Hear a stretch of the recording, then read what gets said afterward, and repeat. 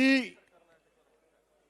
ಕಾಂಗ್ರೆಸ್ ಸರ್ಕಾರ D K Shivakumar ಬಂದ ತಕ್ಷಣ ಕರ್ನಾಟಕದಲ್ಲಿ ಏನ್ ಪ್ರಾರಂಭ ಆಯಿತು? ರಿಯಲ್ ಎಸ್ಟೇಟ್ ಪ್ರಾರಂಭ ಆಯಿತು.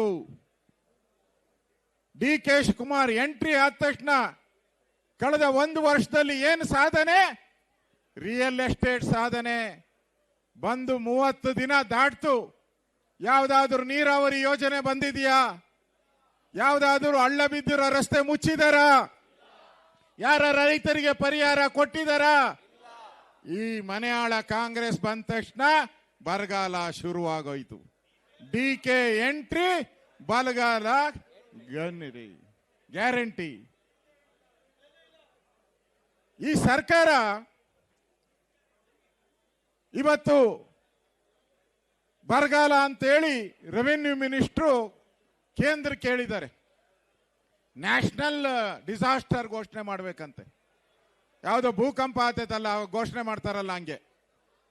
ಸ್ವಾಮಿ, ನೀವೇ ಇನ್ನ ಏನು ಘೋಷಣೆ ಮಾಡಿಲ್ಲಲ್ಲ. ಬರಗಾಲದ ಬಗ್ಗೆ ನೀವೇ ಏನು ಘೋಷಣೆ ಮಾಡಿಲ್ಲ. ಕೇಂದ್ರ ಸರ್ಕಾರದ ಮೇಲೆ ಗೂಬೆ ಕೂರಿಸುವಂತ ಪ್ರಯತ್ನವನ್ನ ಮಾಡ್ತಾ ಇದ್ದಾರೆ. ಇದು ರೈತ ವಿರೋಧಿ ಸರ್ಕಾರ.